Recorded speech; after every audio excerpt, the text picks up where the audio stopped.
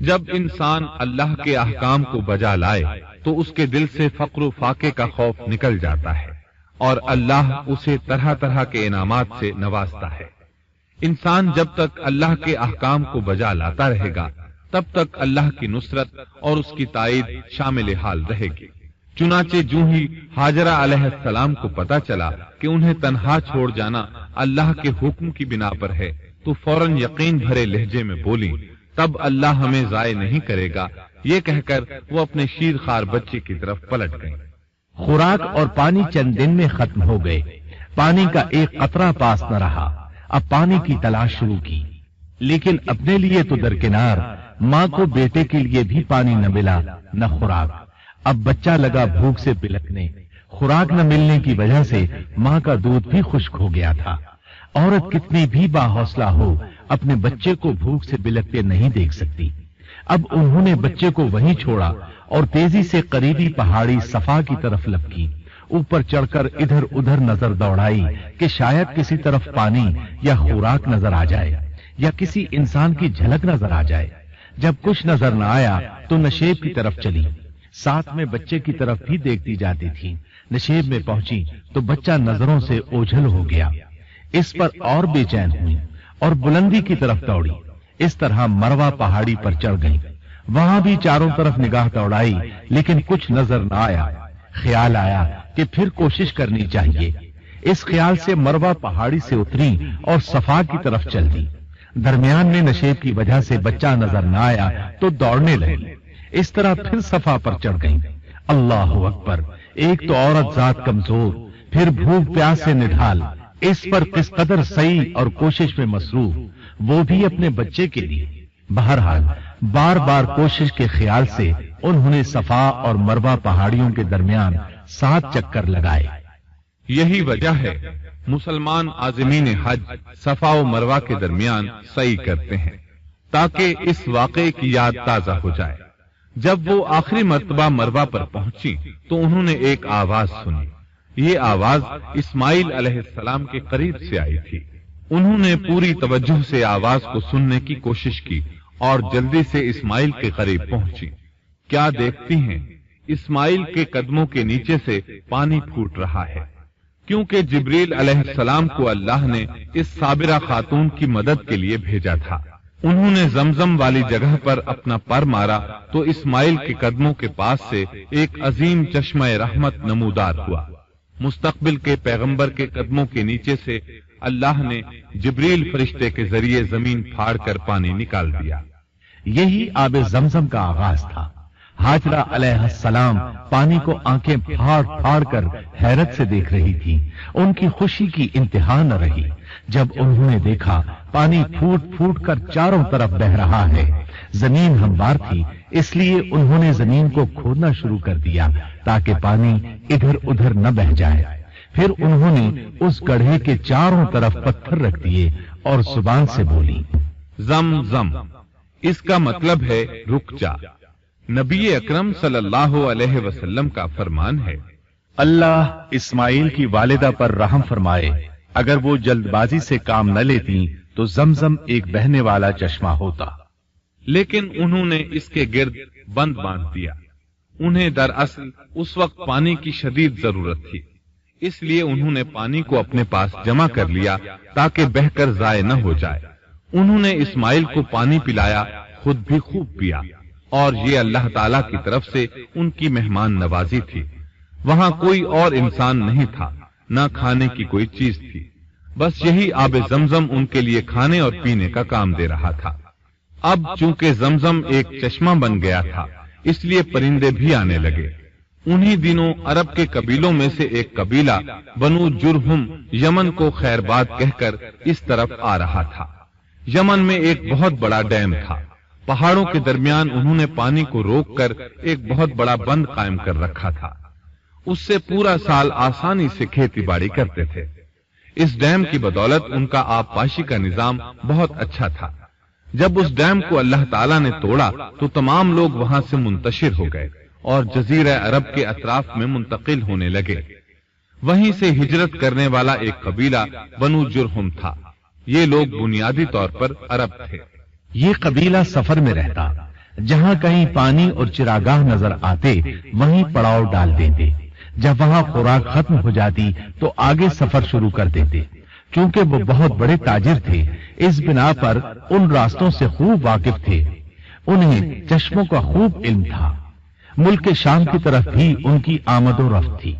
ये कबीला बनु जुरहम मक्का के करीब पहुंचा तो फिजा में परिंदों को मंडलाते पाया। कहने लगे, इन परिंदों की मौजूदगी में जरूर कोई राज है। अब उन्होंने अपने कुछ आदमी उस तरफ भेजे। ये लोग जल्द ही चश्मे तक पहुंच गए। उन्होंने वहां एक औरत और उसके बच्चे को पाया। फिर वो लोग उनके पास आए, वहां पड़ाव डालने की इजाजत मांगी। सैयदा हाजरा ने फरमाया, ठीक है, लेकिन शर्त यह है कि तुम्हें उजरत अदा करना होगी। उनके लिए यह सस्ता सौदा था। उनके पूरे कबीले को सामान्य जिंदगी मिल रहा था, जबकि सिर्फ एक औरत और उसके बेटे की जिम्मेदारी उन पर आयद हो रही थी। उन्होंने फौरन हामी भर ली और वहां रिहाइश इख्तियार कर ली। इस तरह ये लोग सैयदा हाजरा अलैहिस्सलाम की मईशत का जरिया बन गए और इस तरह सैयदना इस्माइल अलैहिस्सलाम बनु जुरहुम में परवरिश पाते रहे। उन्होंने उन लोगों से अरबी सीख ली और उनसे भी ज्यादा अरबी दान बन गए।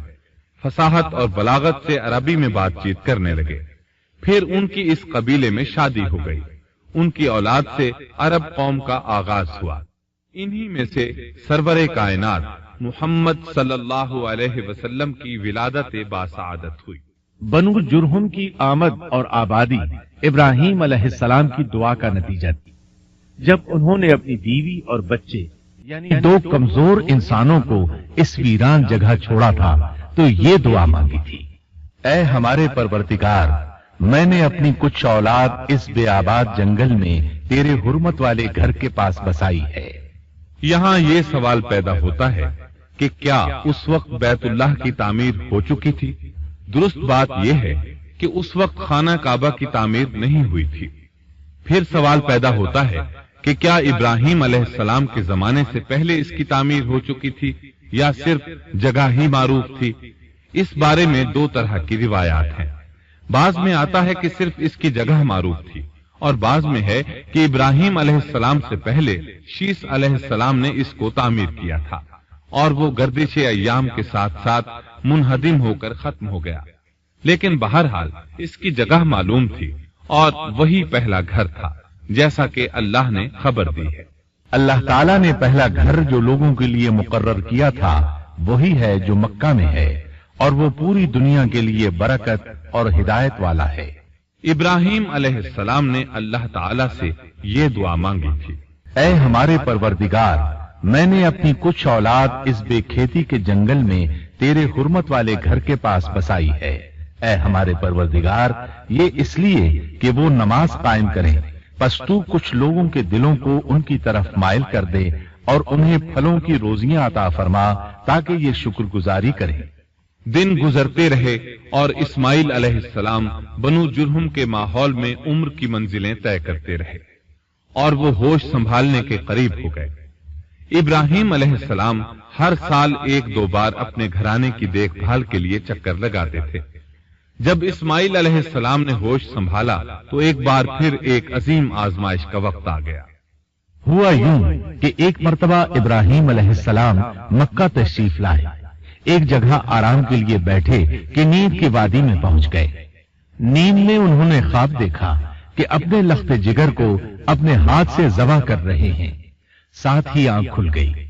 इब्राहिम अलैहिस्सलाम जानते थे कि अंबियाए किराम के ख्वाब हकीकत होते हैं, अल्लाह की तरफ से वही होते हैं और शैतान किसी सूरत उनके ख्वाब में नहीं आ सकता। लिहाजा उन्होंने इस ख्वाब के मुताबिक अमल करने का पुख्ता इरादा कर लिया। किसी किस्म की परेशानी का शिकार न हुए। अल्लाह रब्बुल इज्जत ने इस अजीम और ताज्जुब खेज वाक़े का कुरान मजीद में जिक्र करते हुए फरमाया, और इब्राहिम ने कहा, मैं तो हिजरत करके अपने परवरदिगार की तरफ जाने वाला हूं, वो जरूर मेरी रहनुमाई करेगा। ऐ मेरे रब, मुझे नेक बख्त औलाद अता फरमा। तो हमने एक बुर्दबार बच्चे की बशारत दी।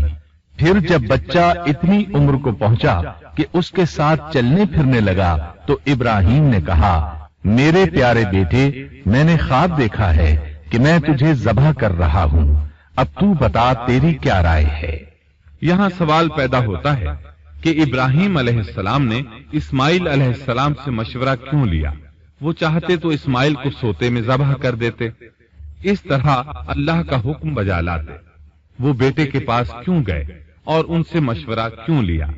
جی ہاں، یہ مسئلہ یاد رکھنے کے قابل ہے کہ ہر مسلمان پر لازم ہے کہ وہ اپنے دوسرے مسلمان بھائی کو اجر و ثواب میں شامل کرنے کی کوشش کرے۔ ابراہیم علیہ السلام نے بیٹے کو ثواب میں شامل کرنے کے لیے انہیں اللہ کے حکم سے آگاہ کیا۔ یہ نہ چاہا کہ میں اکیلا ہی اجر لیتا رہوں، بلکہ دوسرے کی خیر خواہی کو پیش نظر رکھا۔ والدین کے لیے آپ کے اس انداز میں نصیحت موجود ہے، یہ کہ اولاد کو ثواب کے مواقع فراہم کریں، ان کی صحیح تربیت کریں۔ اگر صدقہ کرنے کا موقع ملے تو بچوں کے ذریعے صدقہ کرائیں، تاکہ انہیں بھی اللہ کے راستے میں خرچ کرنے کی عادت پڑے۔ جب کسی دینی مجلس میں بیٹھنے کا موقع ملے تو اپنی اولاد کو بھی ساتھ لے کر جائیں۔ بے شمار لوگ خود تو جاتے ہیں، اولاد کو جانے کے لیے کہتے بھی نہیں، خود دین سیکھتے ہیں، اولاد کو دین نہیں سکھاتے۔ ابراہیم علیہ السلام نے اسماعیل علیہ السلام سے رائے لی۔ سبحان اللہ، انہوں نے جواب میں فرمایا، اے ابا جان، آپ کو جو حکم ملا ہے کر گزریے۔ یہ نہیں کہا کہ مجھے تو حکم نہیں ہوا، بلکہ فوراً سر تسلیم خم کر دیا، اس لیے کہ وہ جانتے تھے انبیاء کا خواب حقیقت پر مبنی ہوتا ہے، اللہ کی وحی ہوتا ہے، اس لیے بالکل پریشانی ظاہر نہ کی۔ یہ تک نہ پوچھا مجھے کیوں ذبح کر رہے ہیں، یا میرا کیا جرم ہے، یا آپ کے پاس کون سا صریح حکم آیا ہے۔ انہوں نے ایسی کوئی بات نہ کہی۔ اللہ کی فرما برداری اسی کو کہتے ہیں۔ چنانچہ اپنے باپ سے کہا، اے ابا جان، آپ کو جو حکم ہوا ہے اس کو کر گزریے، انشاءاللہ آپ مجھے صبر کرنے والوں میں پائیں گے۔ علماء کرام فرماتے ہیں اس جملے سے ان کا انتہائی ادب اور احترام شامل ہے، اور اس میں زبردست توکل موجود ہے۔ یہ نہیں کہا کہ آپ مجھے صبر کرنے والوں میں سے پائیں گے، بلکہ آپ نے اللہ کی مشیت کو جملے میں شامل کیا اور فرمایا انشاءاللہ آپ مجھے صبر کرنے والوں میں سے پائیں گے۔ لہذا مسلمانوں کو دھوکے میں نہیں پڑنا چاہیے۔ یہ نہ کہے میں سفر کروں گا، میں فلاں کام کروں گا، میں فلاں کام کے کرنے کی طاقت رکھتا ہوں، بلکہ یوں کہے اللہ نے چاہا تو میں سفر کروں گا، اللہ نے چاہا تو فلاں کام کروں گا۔ اپنے علم اور طاقت کے دھوکے میں پڑنا سراسر نادانی ہے۔ ہر چیز کا تعلق اللہ سے قائم کرے، جیسا کہ اللہ تعالیٰ فرماتے ہیں، اور ہرگز ہرگز کسی کام پر یوں نہ کہنا کہ میں اسے کل کروں گا، مگر ساتھ ہی انشاءاللہ کہہ لینا۔ اپنی زبان کو اللہ کے ذکر سے سجا کر رکھو اور ہمیشہ اپنے معاملات کو اللہ کی طرف لوٹاؤ۔ بہرحال باپ بیٹا دونوں ہی مصمم ارادے کے ساتھ اللہ کا حکم پورا کرنے کے لیے پیش ہو گئے۔ اسماعیل علیہ السلام نے اپنے والد محترم سیدنا ابراہیم علیہ السلام سے کہا، جب آپ مجھے ذبح کرنے لگیں تو میری پیشانی کو زمین پر رکھ دیجیے گا، تاکہ آپ کو میرا چہرہ نظر نہ آئے اور کہیں آپ کے ہاتھ رک نہ جائیں، چہرہ دیکھ کر آپ پر شفقت پدری غالب نہ آ جائے۔ اب ابراہیم علیہ السلام نے بیٹے کی پیشانی پکڑ کر زمین پر لٹا دیا، جیسا کہ اللہ تعالیٰ نے فرمایا۔ جب دونوں مطیع ہو گئے اور ابراہیم نے اسے پیشانی کے بل لٹا دیا، اب انہوں نے چھری پکڑی اور گردن پر چلا دی، لیکن چھری نے گردن نہ کاٹی، بالکل اسی طرح جیسے آگ نے ابراہیم کو نہیں جلایا تھا، اس لیے کہ چھری میں کاٹنے کی طاقت اور آگ میں جلانے کی صلاحیت اللہ کے حکم کے بغیر نہیں آ سکتی۔ اللہ نے دونوں سے یہ طاقتیں سلب کر لی۔ اب ابراہیم زور لگا رہے ہیں، ادھر اسماعیل علیہ السلام کہہ رہے ہیں ابا جان جلدی کیجیے، چھری چلائیے۔ اللہ تعالیٰ نے اس واقعے کا ذکر یوں فرمایا ہے، جب وہ دونوں مطیع ہو گئے اور ابراہیم نے اسے پیشانی کے بل لٹا دیا۔ اس مطیع ہونے سے مراد اللہ کے حکم کو نافذ کرنا ہے۔ اب ظاہر ہے مطیع تو وہ پہلے بھی تھے، لیکن یہاں اسلما یعنی مطیع ہونے سے مراد کامل اسلام ہے، نہایت واضح اور حقیقی اسلام مراد ہے۔ اس لیے کہ کامل اسلام وہی ہوتا ہے جس میں بغیر کسی تردد اور توقف کے اللہ کے امر اور نہی کی تصدیق کی جائے۔ یہ تھا حقیقی اسلام۔ ہاں تو چھری چلتی رہی، گلا نہ کٹا، اس لیے کہ امتحان اور آزمائش کی تکمیل ہو چکی تھی۔ یہ بات ثابت ہو چکی تھی کہ اللہ کا حکم نافذ کرنے میں دونوں پوری طرح کوشاں ہیں۔ اللہ تعالیٰ بھی فرما برداری ہی کا صلہ عطا فرماتے ہیں۔ چنانچہ آواز آئی، ہم نے اسے پکارا، اے ابراہیم تو نے خواب کو سچ کر دکھایا، یقیناً ہم اسی طرح نیکوکاروں کو جزا دیا کرتے ہیں۔ یقیناً یہ ایک کھلی آزمائش تھی جس کی وجہ سے 86 سال کے بعد آنگن میں بہار آئی ہو۔ پھر اس کی قربانی کا بھی واضح حکم نہیں دیا گیا تھا، اشارتاً خواب میں رہنمائی کی گئی تھی۔ آپ کہہ سکتے تھے یہ قتل اور سنگین جرم ہے، کہہ سکتے تھے اپنے بیٹے کو کس جرم میں قتل کرو، لیکن آپ نے بغیر کسی تعامل کے سر تسلیم خم کر دیا اور اس عظیم امتحان میں کامیاب ہوئے۔ اللہ فرماتے ہیں، اور ابراہیم وہ ہیں جنہوں نے وفاداری کی۔ اس آیت میں یہ نہیں بتایا گیا کہ کس چیز میں وفاداری کی، اس لیے کہ وہ تو ہر معاملے میں مکمل طور پر وفاداری کا مظاہرہ کر چکے تھے۔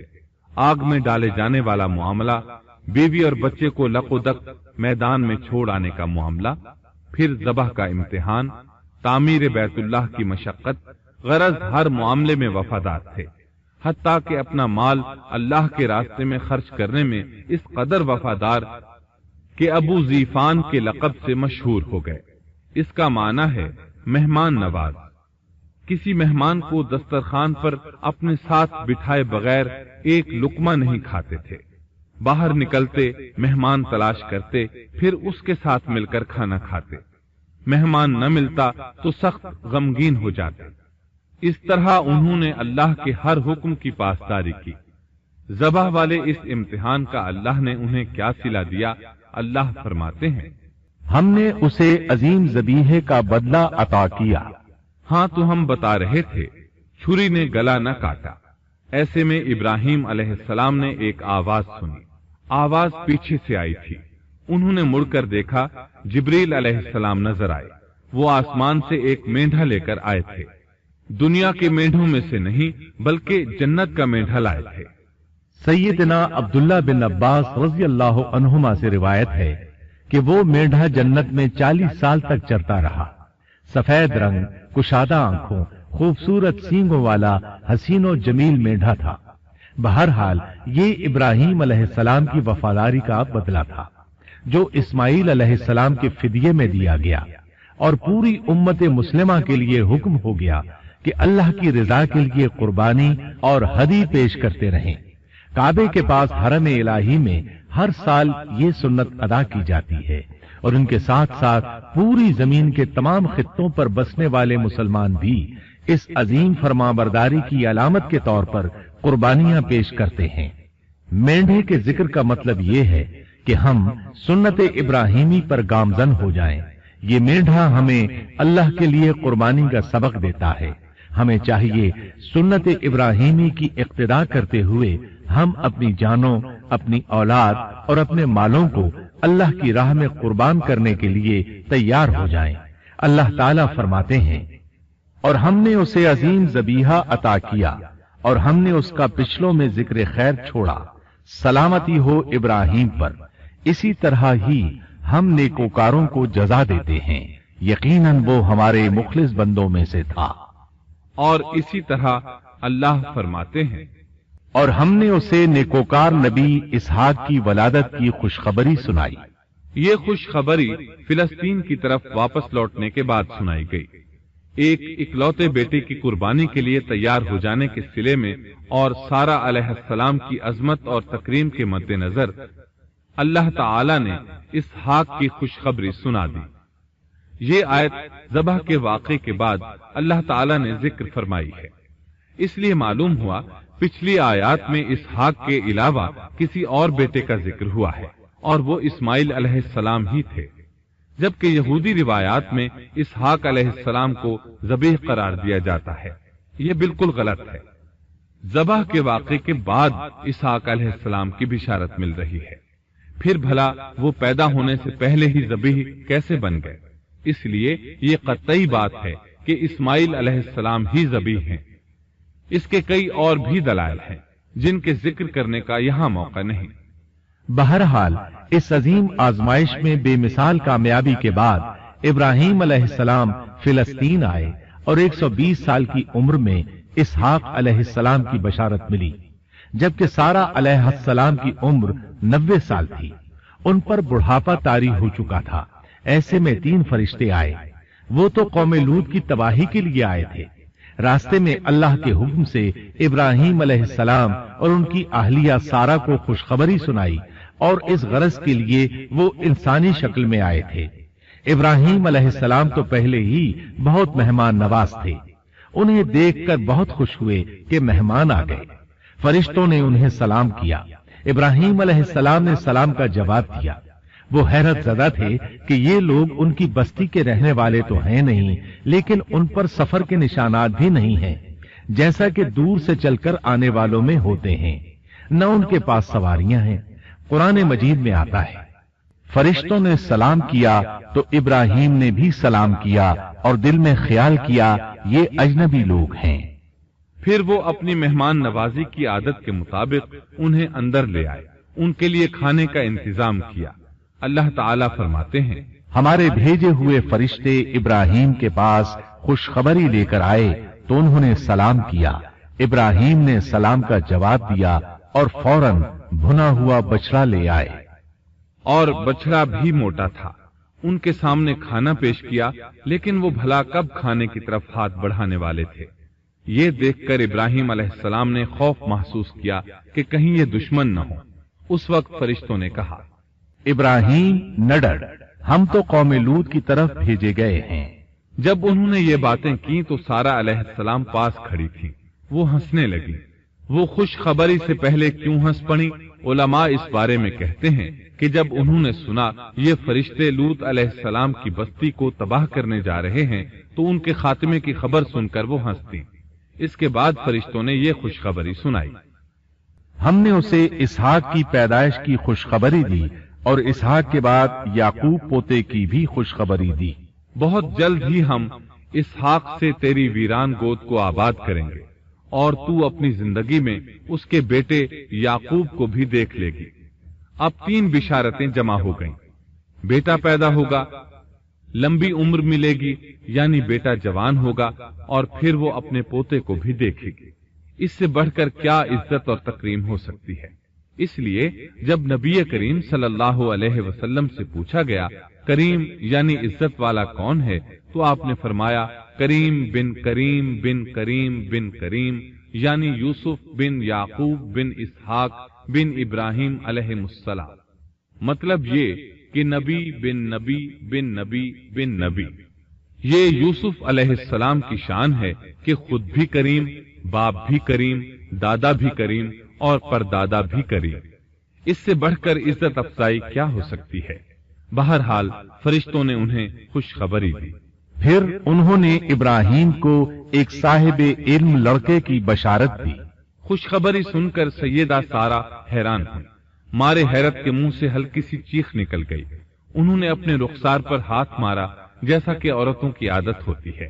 کہنے لگی، ہائے افسوس، کیا میں بچہ جنوں گی حالانکہ میں بانجھ ہوں اور میرے خاوند بوڑھے ہیں؟ یہ تو حیرت کی بات ہے۔ ایک دوسری جگہ اللہ تعالیٰ نے یہ الفاظ فرمائے، کہنے لگی میں بوڑھی اور بانجھ ہوں، بھلا میں بچے کو کیسے جنم دوں گی؟ اس پر فرشتوں نے کہا، تو اللہ کے حکم پر تعجب کرتی ہے۔ اے اہل بیت، یہ تو اللہ کی تم پر رحمت اور برکت ہے، وہ بہت بزرگ اور قابل تعریف ہے۔ دوسری آیت میں ہے، انہوں نے کہا اسی طرح تیرے رب نے فیصلہ کیا ہے اور ہمیں کہا ہے، یقیناً وہ بہت حکمت والا ہے اور علم رکھنے والا ہے۔ یہ تھی اسحاق علیہ السلام کی ولادت کی خوشخبری۔ ابراہیم علیہ السلام مکے میں سیدنا اسماعیل علیہ السلام سے ملنے کے لیے آتے رہتے تھے۔ ایک روز آئے تو ان سے کہا، اے میرے بیٹے، اللہ تعالیٰ نے مجھے حکم دیا ہے کہ اس مقام پر اللہ کا گھر تعمیر کرنا۔ اسماعیل علیہ السلام نے فوراً کہا، میں حاضر ہوں۔ اس طرح انہوں نے کھدائی شروع کی۔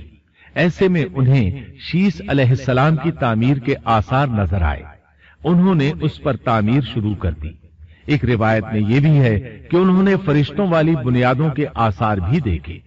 نبی کریم صلی اللہ علیہ وسلم کی جوانی کے دنوں میں جب مکے کے قریش نے کعبے کی تعمیر نئے سرے سے کی تو انہوں نے اس کی بنیادوں کو گہرا کرنا چاہا۔ وہ کھدائی کرتے ان سبز پتھروں تک پہنچ گئے جو پہاڑوں کی چوٹیوں کی طرح نظر آ رہے تھے۔ انہوں نے ان پتھروں کو نکالنا چاہا۔ ایک شخص نے کدال کے ذریعے ایک پتھر کو باہر نکالا تو اس کے نیچے سے اتنا نور نکلنے لگا کہ قریب تھا وہ شخص اندھا ہو جاتا۔ پھر پتھر خود بخود نیچے جا گرا اور اپنی جگہ پر جم گیا۔ اس کے بعد لوگوں نے ان پتھروں کو ہاتھ نہ لگایا اور تعمیر شروع کر دی۔ قرآن مجید میں تعمیر کعبہ اور بیت اللہ کا تذکرہ اس طرح آیا ہے، اور جب ہم نے بیت اللہ کے مکان میں ابراہیم کو جگہ دی اور فرمایا کہ میرے ساتھ شرک نہ کرنا اور میرے گھر کو طواف، قیام اور رکوع و سجود کرنے والوں کے لیے پاک رکھنا، اور فرمایا بے شک لوگوں کے لیے جو پہلا گھر تعمیر کیا گیا ہے وہ مکہ میں ہے، وہ جہان والوں کے لیے برکت اور ہدایت کا ذریعہ ہے، اس میں واضح نشانیاں ہیں، مثلا مقام ابراہیم، تو جو کوئی حرم میں داخل ہوگا وہ امن میں آ جائے گا۔ اور فرمایا اور یاد کرو اس وقت کو جب ابراہیم کو اس کے پروردگار نے کئی باتوں کے ذریعے آزمایا، وہ ان میں پورے اترے تو اللہ نے فرمایا میں آپ کو تمام لوگوں کا امام بنا رہا ہوں۔ ابراہیم نے کہا اے میرے رب میری اولاد میں سے بھی امام بنائیے۔ جواب میں اللہ نے فرمایا میرا امامت کا وعدہ ظالم لوگوں کے لیے نہیں ہے۔ اور اس وقت کو یاد کرو جب ہم نے بیت اللہ کو ثواب اور امن کی جگہ بنا دیا اور لوگوں نے مقام ابراہیم کو جائے نماز بنا لیا۔ ہم نے ابراہیم کو حکم دیا کہ میرے گھر کو طواف، اعتکاف، رکوع اور سجود کے لیے پاک رکھو، اور وہ وقت بھی یاد رکھو جب ابراہیم نے دعا کی اے پروردگار اس شہر کو امن والا بنا دے اور اس کے مومن بندوں کو پھلوں کا رزق عطا کر۔ اللہ تعالیٰ نے فرمایا میں کافروں کو بھی تھوڑا فائدہ دوں گا، پھر انہیں آگ کے عذاب کی طرف بے بس کر دوں گا، یہ پہنچنے کی جگہ بری ہے۔ اور وہ وقت یاد کرو جب ابراہیم اور اسماعیل بیت اللہ کی بنیادوں کو بلند کر رہے تھے اور دعا مانگ رہے تھے اے ہمارے رب ہماری محنت کو قبول فرما، تو دعا کو سننے والا جاننے والا ہے، اور ہمیں اپنا فرما بردار بنا، ہماری اولاد میں سے بھی ایک فرما بردار گروہ بنا، اور ہمیں عبادت کا طریقہ سکھا اور ہم پر رجوع فرما، کیونکہ تو ہی توبہ قبول کرنے اور رحم فرمانے والا ہے۔ اے ہمارے رب ان لوگوں میں انہی میں سے ایک رسول بھیج جو ان پر تیری آیات کی تلاوت کرے اور انہیں کتاب و حکمت سکھائے، انہیں پاک کرے، یقیناً تو غالب حکمت والا ہے۔ تعمیر کے دوران جب ابراہیم علیہ السلام اس مقام تک پہنچے جہاں آج حجر اسود ہے تو اللہ تعالیٰ نے جنت سے ایک سفید پتھر بھیجا۔ حدیث میں ہے یہ پتھر نہایت سفید تھا، اب سیاہ ہو گیا ہے۔ انسانوں کی غلطیاں اس کے سیاہ ہونے کا سبب بنی۔ جب دیواریں انسانی قد کے برابر ہو گئیں تو اسماعیل علیہ السلام ایک پتھر لے آئے۔ اب ابراہیم علیہ السلام اس پتھر پر کھڑے ہوئے، وہ ننگے پاؤں تھے۔ اسی وقت پتھر پگھل گیا، ان کے پاؤں اس کے اندر کسی قدر دھنس گئے، پتھر پر ان کے پیروں کے نشانات آ گئے۔ اسی پتھر کو آج مقام ابراہیم کہا جاتا ہے۔ پہلے یہ پتھر بیت اللہ کی دیواروں کے ساتھ رکھا گیا تھا۔ جب لوگ طواف کے لیے آتے تو سیدنا ابراہیم کے پیروں کے نشانات دیکھنے کے لیے یہاں ہجوم ہو جاتا۔ اس طرح طواف کرنے والوں کو دقت کا سامنا ہوتا۔ سیدنا عمر رضی اللہ عنہ نے صحابہ کرام کے مشورے سے اس پتھر کو اس جگہ سے قدرے ہٹا کر نماز کی صفوں کے قریب کر دیا تاکہ طواف کرنے والوں کو دقت نہ ہو۔ یہ مقام بہت مقدس ہے۔ اللہ نے فرمایا ہے تم مقام ابراہیم کو جائے نماز مقرر کر لو۔ مقام ابراہیم کے قریب اس کے پیچھے ہو کر نماز پڑھنے کا موقع مل جائے تو لازماً وہاں 2 رکعت ادا کیا کرو، موقع نہ ملے تو پھر پوری مسجد حرام میں طواف سے فراغت والی 2 رکعت پڑھ لیا کرو۔ اس طرح کعبہ تعمیر ہوا۔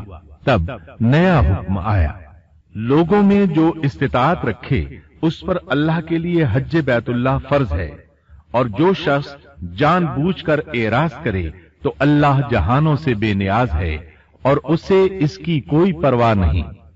उधर इब्राहिम अलैहिस्सलाम को अल्लाह ताला की तरफ से इशारा हुआ, लोगों में हज का ऐलान कर दें।